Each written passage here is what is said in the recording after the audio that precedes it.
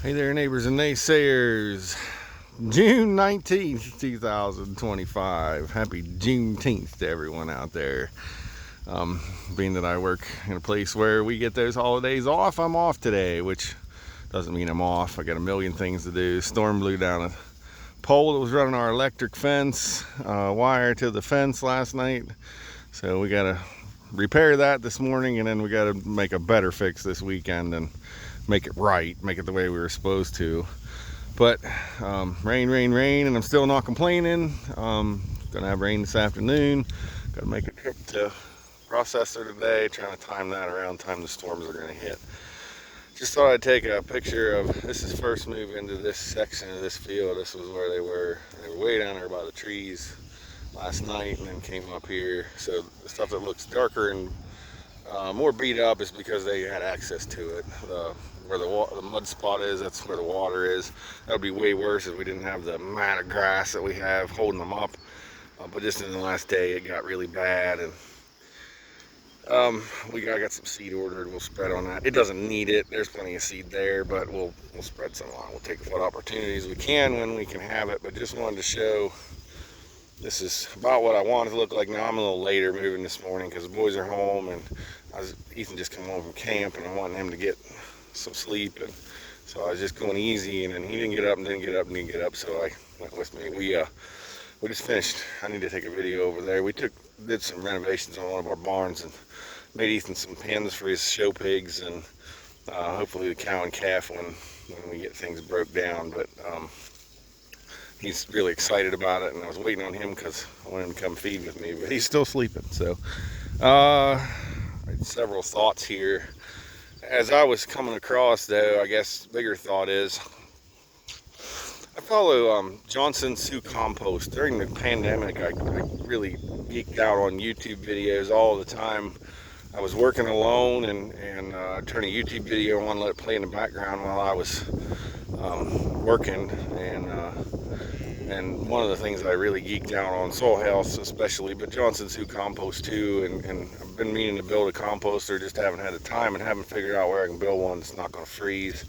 I was letting some other people figure it out before I attempted it. But one of the things with Johnson Sioux Compost is you collect leaves and forages of whatever kind and compost it, and in my mind, I don't know whether this has ever been said, but in my mind, because it's leaves and because it's forages, it's up in the wind, and it's collecting bacteria and organisms, microorganisms that aren't necessarily collected in the soil all the time, and you're allowing them a chance to grow in that compost and flourish in that compost, and then it basically seeds out. It basically makes eggs or whatever they do, so that then you inoculate your soil with those bugs.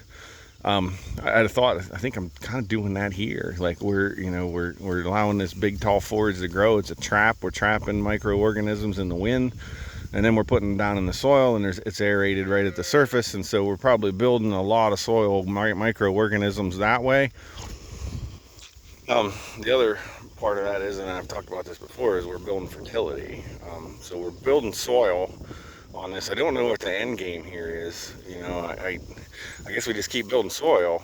I hate that we're stomping so much grass, but you're never wasting grass, so it is what it is. I worry that we put so much down that we hurt our next growth of grass on this. But in that way, I think we're building soil fertility, and we keep wasting grass, and we build soil, and we waste some more grass, and we build fertility, and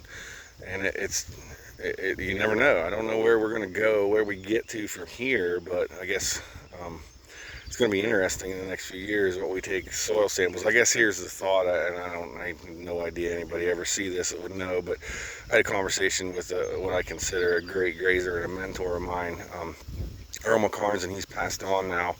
But we talked soil fertility one day, and he said, well, I was under the understanding that soil fertility will build by grazing cows. And at that point, I was under the understanding that it was not, that we were not building soil fertility. And I told him so, and he said, "Oh, okay." And he just kind of kept quiet. And I knew Earl well enough to know he was saying, "Yeah, I don't believe that," and he was right. I was wrong, and I feel eternally terrible that I was wrong in front of one of my mentors, but that's the way it goes, and he knew better, so it's fine. But we are building soil fertility here, and this is the way we're building it. I don't know that we fully understood it then. Earl knew it, and he didn't need to study it to know that it was happening. I needed to know that it was, and needed to know there was a process. Some of those older guys just trusted the process, and I'm a little more scientific. I needed to know that I was actually doing it. It's going to be interesting as we take soil samples. I sure wish I had a soil that was left here alone from when we started to when we are now. I really wish I had a sample. I really wish I had measured topsoil depth, because I think we'll find it, that it's a lot deeper now than it was back then, and only getting better. And the other part about this is I drove across the field where bale grazing got rough, but you know, this is what we're doing to combat that. Now in these wet soils right now, we're making a mess, but at some point we're leveling the field off though too. I guess if I had one more thing to mention, I know I told you I'm late moving, and one of the things you can see is a gray cow here in front of me. He's awful hollow. Of course, that's right side, so it doesn't really make any difference. That's right side's reproductive. It worries me that she's that hollow. Is she bred? But if we look at left side, there were some of these that were pretty hollow today, because they just were late getting moved, and that's just the way it goes. There was a question the other day, how do you do it? And you just do it. Sometimes you err, sometimes you do it right.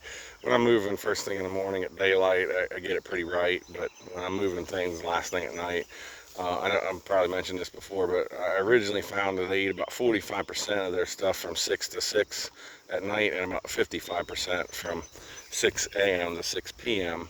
So you just got to give them enough, and if you're going to move them multiple times a day, you still got to give them a big enough field to get through the night. And it's just the way it goes. You can't move them through the night because they can't see fences. So we just have to give them what they need for the night. Now these girls are only getting moved twice a day. If I had more time and over the weekend, I'd do it. Kingbird landed out there on the post. I'd move them multiple times a day, but I just don't have the time to go over here and do that. I got too many other things, too many irons in the fire. So with that, I'll say, we'll see you next time.